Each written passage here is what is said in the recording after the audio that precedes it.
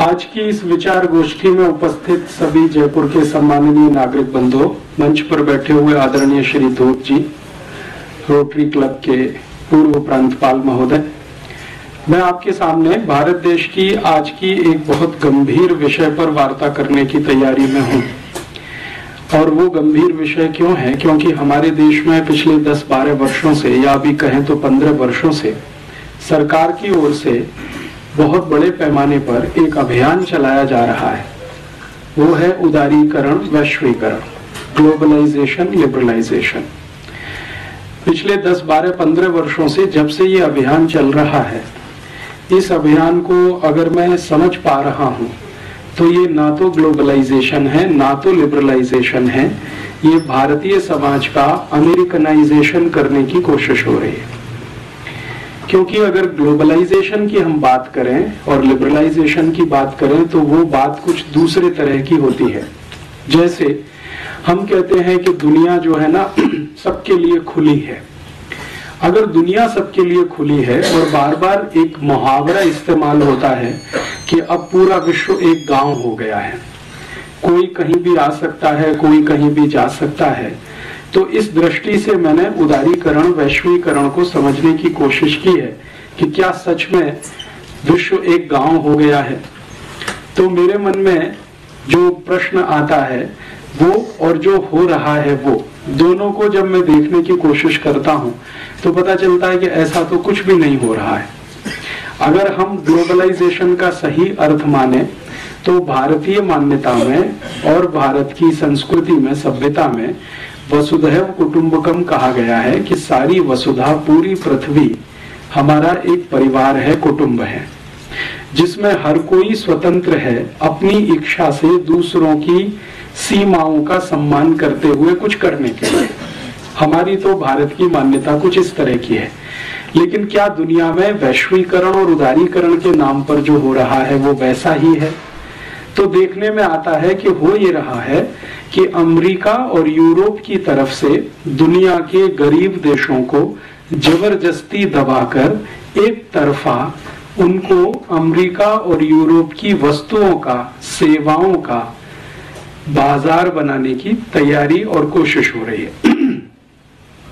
जब हम सही वैश्वीकरण की बात करते हैं तो उसका मतलब यह है कि जिसके पास जो कुछ है, कहते हैं ना कि दुनिया में अभी भारत में हमारे वर्तमान प्रधानमंत्री डॉक्टर मनमोहन सिंह इस वैश्वीकरण, उदारीकरण के बहुत बड़े पैरोकार हैं और बहुत बड़े समर्थक हैं। वो हमेशा एक तर्क देते हैं कि दुनिया में सभी लोगों को सस्ती और अच्छी वस्तुओं का खरीदने का और उपभोग करने का अधिकार है। तो ठीक है, किसी देश के पास बहुत अधिक मात्रा में सस्ती और अच्छी वस्तुएं हैं तो वो दूसरे देश में जाकर उनको बेचे। लेकिन इसके विपरीत अगर किसी देश के पास बहुत अच्छा और सस्ता श्रम है तो वो भी किसी दूसरे देश में जाकर बेचे। एक तरफ वस्तुएं हैं, एक तरफ श्रम है और एक तरफ पूंजी है। अगर किसी देश के पास बहुत सरप्लस में पूंजी है, बहुत अधिक मात्रा में पैसा है, जो पिछले 500-700 वर्षों में किसी ऐतिहासिक प्रक्रिया के तहत इकट्ठा हुआ है, जैसे यूरोप और अमेरिका में, तो वो तो स्वतंत्र हैं अपना पैसा लेकर कहीं भी जाने के लिए, कहीं भी लगाने के लिए, कहीं भी इन्वेस्ट करने के लिए, और सारे के सारे नियम, कायदे, कानून उसी हिसाब से बन रहे हैं।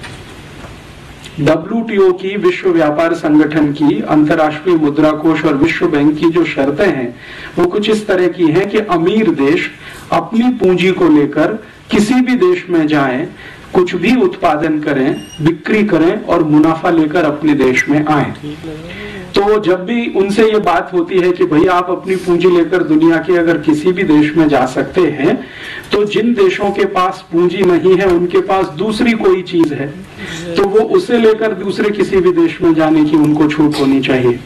जैसे भारत के बारे में मैं बात करूं, अफ्रीका के बारे में बात करूं, एशिया के देशों के बारे में बात करूं, तो हमारे पास पूंजी अधिकता में नहीं है, क्योंकि एक ऐतिहासिक प्रक्रिया के तहत पिछले 500 साल में हमारी पूंजी को लूटा गया है। गुलाम बनाकर, कभी अंग्रेजों के द्वारा, कभी फ्रांसीसियों के द्वारा, कभी डच लोगों के द्वारा, कभी स्पेनिश लोगों के द्वारा समय समय पर हमारे देशों को, हमारे जैसे देशों को गुलाम बनाकर हमारी पूंजी को लूटा गया। तो हमारे पास तो सरप्लस में पूंजी नहीं है, लेकिन हमारे पास सरप्लस में श्रम है, लेबर है और स्किल्ड लेबर है। तो उदारीकरण में क्यों नहीं हमको इस बात की छूट होनी चाहिए कि हम हमारे अतिरिक्त श्रम को, अतिरिक्त लेबर को लेकर दुनिया के किसी भी देश में जाएं और उनको वहां हम काम पे लगाएं और उनके श्रम का जो मूल्य मिले वो भारत में लेके आएं। इसका अर्थ यह है कि हम हमारा दरवाजा अगर विदेशी पूंजी के लिए खोलते हैं तो अमेरिका और यूरोप के देशों के दरवाजे हमारे श्रमिकों के लिए क्यों ना खुले। भाई जिसके पास जो सरप्लस है वो अपना बेचे बाजार में। तो यूरोप और अमेरिका के पास वस्तुओं की अधिकता है और पूंजी की अधिकता है, क्योंकि वो मास प्रोडक्शन वाले लोग हैं। तो अपनी वस्तु और पूंजी को लेकर अगर वो हमारे यहाँ आना चाहते हैं तो हमारे पास श्रम की अधिकता है क्योंकि जनसंख्या बहुत है। चीन के पास श्रम की अधिकता है क्योंकि जनसंख्या बहुत है। तो हमारे मजदूरों को उन देशों में जाने की खुली छूट होनी चाहिए। अर्थात किसी भी देश में भारत के मजदूरों को जाने के लिए वीजा एप्लीकेशन क्यों होना चाहिए ग्लोबलाइजेशन में। जब उनकी पूंजी हमारे देश में आती है और बिना किसी रोक टोक के आती है तो हमारे श्रम को उनके देश में जाने के लिए रुकावट क्यों होनी चाहिए। अमेरिका और अमेरिका समर्थक देशों में वीजा के लिए रुकावट क्यों होनी चाहिए। भारत के नागरिकों को दूसरे देशों में जाने के लिए वीजा की आवश्यकता क्यों होनी चाहिए, क्योंकि हमारे पास श्रम है, उनके पास पूंजी है। दुनिया में दो ही चीजें होती हैं जो उत्पादन में मदद करती हैं, या तो पूंजी मदद करती है या श्रम मदद करता है। और पूंजी अकेले तो कुछ नहीं करती बिना श्रम के, बिना लेबर के पूंजी तो कुछ नहीं कर सकती, क्योंकि वो तो अपने आप में मृत वस्तु है, उसमें तो जान नहीं है, जीवित नहीं है। तो हमारे पास जो जीवित है वो हमारा श्रम है।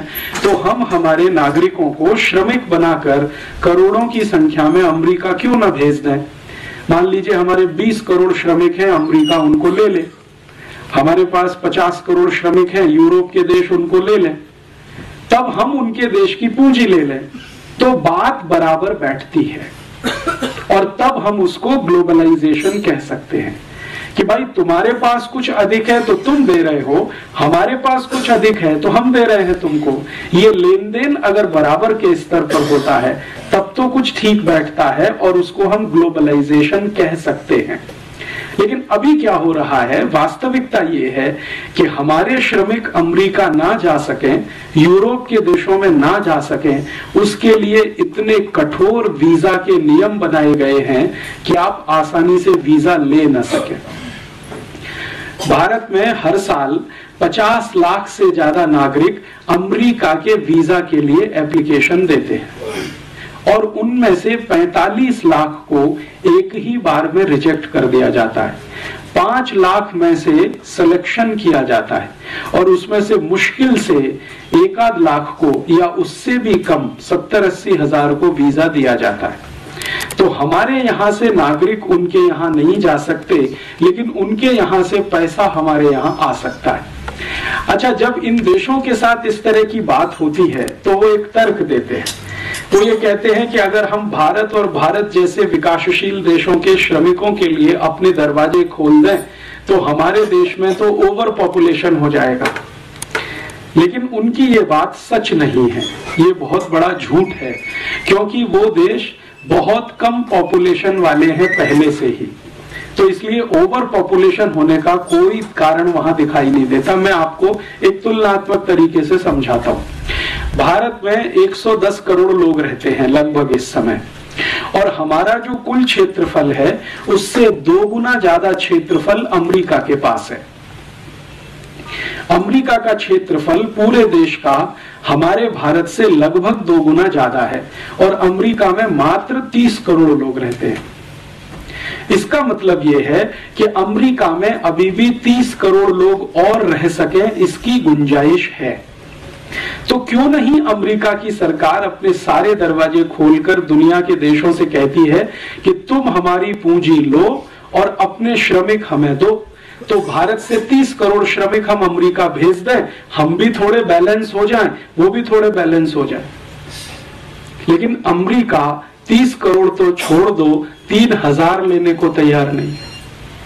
अमेरिका से भी ज्यादा क्षेत्रफल कनाडा देश का है।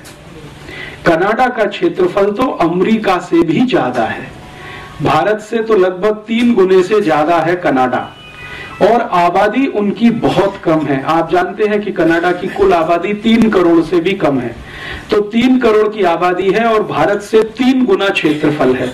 हम भारत के 110 करोड़ लोग जितने क्षेत्रफल में रहते हैं, कनाडा में 330 करोड़ लोग रह सकते हैं। तो क्यों नहीं कनाडा की सरकार अपने सारे दरवाजे खोलकर भारत और भारत जैसे श्रमिकों को क्यों नहीं आमंत्रित करती। कनाडा के आगे चलें, ऑस्ट्रेलिया की बात करें। ऑस्ट्रेलिया का क्षेत्रफल भी भारत से 2.5 गुना ज्यादा है और ऑस्ट्रेलिया की कुल आबादी मात्र 2 करोड़ है और हमारी कुल आबादी 110 करोड़ है। माने जितनी क्षेत्रफल में 110 करोड़ लोग रहते हैं, उतने क्षेत्रफल में ऑस्ट्रेलिया में 250 करोड़ लोग रह सकते हैं। तो ऑस्ट्रेलिया की सरकार अपने दरवाजे क्यों नहीं खोलती भारत के सभी श्रमिकों के लिए कि आप आओ, हमारे यहां बस जाओ, क्योंकि हमारे पास बहुत बड़ा क्षेत्रफल है, संसाधन भी बहुत है। क्योंकि ऑस्ट्रेलिया की पूंजी भारत में आ रही है, तो भारत का अतिरिक्त श्रम ऑस्ट्रेलिया जा रहा है, ग्लोबलाइजेशन हो रहा है। और एक उदाहरण देता हूं, ऑस्ट्रेलिया के नजदीक में एक देश है न्यूजीलैंड, उसका भी क्षेत्रफल भारत से ज्यादा है और सौभाग्य दुर्भाग्य जो भी है वहां रहने वाले लगभग 1 करोड़ के आसपास है, 1.25 करोड़ है। तो क्यों नहीं न्यूजीलैंड की सरकार ये कहती है कि आप आओ, आपके लिए सारे दरवाजे खुले हैं, हमारे पास पूंजी ज्यादा है, आपके पास श्रम ज्यादा है, आप अपने श्रमिकों को न्यूजीलैंड भेज दो, हम उनको खपा लेंगे, क्योंकि हमारे पास बहुत सारे रिसोर्सेज भी हैं और बहुत जमीन भी है। और ये जो न्यूजीलैंड है, ऑस्ट्रेलिया है, कनाडा है, ऐसे दुनिया में 145 देश हैं जिनकी जनसंख्या 1 करोड़ के आसपास है। और ये 145 देश 1-1 करोड़ के आसपास की जनसंख्या में रहते हैं।